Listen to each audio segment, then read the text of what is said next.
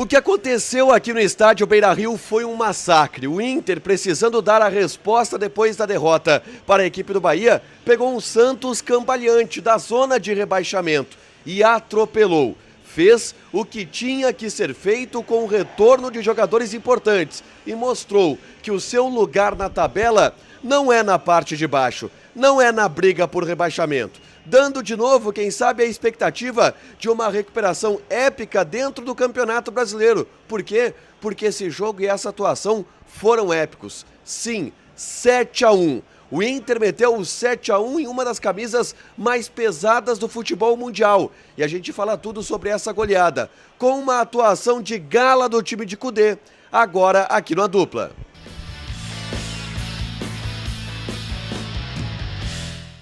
Tudo bem, gente? Obrigado pela participação aqui. Não esquece de deixar teu like, te inscrever, de ativar as notificações. Bora falar do Inter aqui no A Dupla. Bom, o cenário ele é de festa. O torcedor aplaude os jogadores do Internacional, aplaude a equipe e de maneira absolutamente justa. Porque o que foi feito aqui no Beira-Rio, no gramado do Gigante da Beira-Rio, foi um espetáculo, foi um show. O Inter desfilou o futebol contra a equipe do Santos e meteu 7-1, espantando o fantasma do Z4, subindo na tabela de classificação, ou pelo menos subindo na pontuação e dando essa expectativa de uma grande recuperação. Kudê não mexeu no time, foi de Maurício no meio-campo, a gente projetou a possibilidade de, quem sabe, um Bruno Henrique como titular, mas ele colocou Maurício, o time titular do Internacional, aquele time que a gente viu jogar na Libertadores e que se consolidou como um candidato a título de Libertadores. E convenhamos, um time que é candidato a título de Libertadores é um dos melhores times do futebol brasileiro.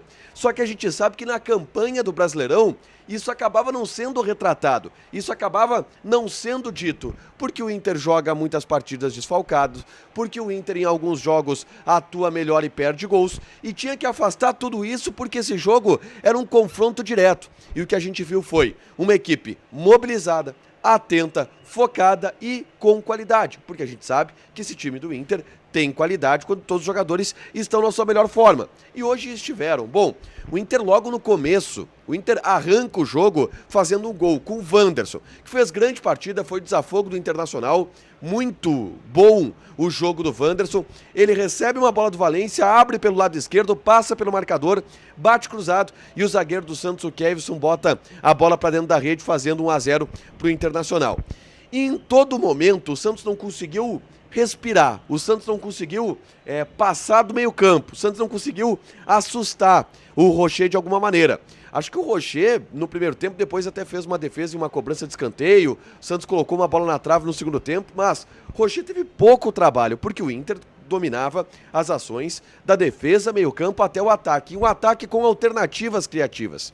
E o Santos, tão abalado, deu o segundo gol para o Internacional, logo nos pés daquele que eu tenho que abrir um parênteses para falar sobre esse jogador pelo que ele atuou aqui. O Alan Patrick, eu estou convencido, é o melhor jogador do Internacional pós-Alessandro.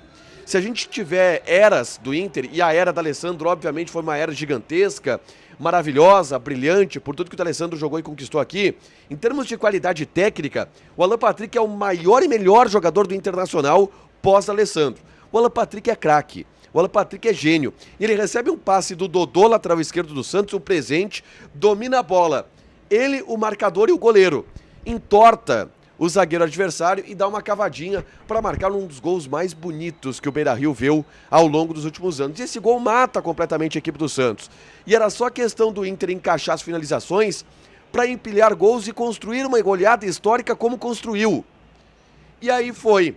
O Valência fez o seu gol, recebeu um passe do Maurício, uma jogada muito bem transada pelo ataque do Inter. O Maurício, de costas, dá só um toquinho, o Valência entra na área e finaliza na saída do goleiro para fazer o terceiro. O Wanderson recebe um outro passe do Valência em outra jogada bem armada. O ataque do Inter com movimentações muito interessantes e inteligentes. O Valência saiu na cara do gol. Aliás, o Wanderson saiu na cara do gol e fez o quarto, acabando o primeiro tempo com 4-0 e o jogo matado pelo Internacional. O Inter resolveu a partida já no começo do primeiro tempo, mas não tirou o pé, porque queria golear até para dar essa resposta que precisava para o torcedor.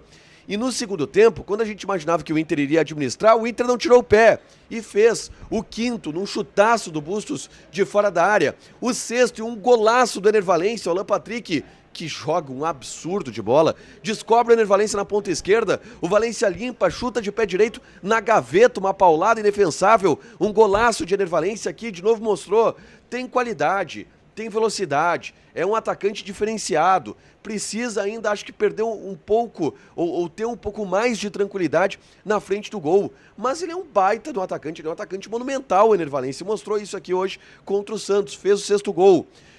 Trocas no ataque para preservar os jogadores. Pedro Henrique e Luiz Adriano entraram querendo. Na primeira jogada do Luiz Adriano, Pedro Henrique rouba uma bola, serve o camisa 9 que chuta na saída do goleiro e faz o 7-0. O Santos, é verdade, fez um gol de honra e um descuido da marcação, mas foi um atropelo do Internacional. O Inter, como um dos times mais competitivos, e mostrou isso na Copa Libertadores, dos que existem no futebol brasileiro, se impôs da maneira que tinha que se impor.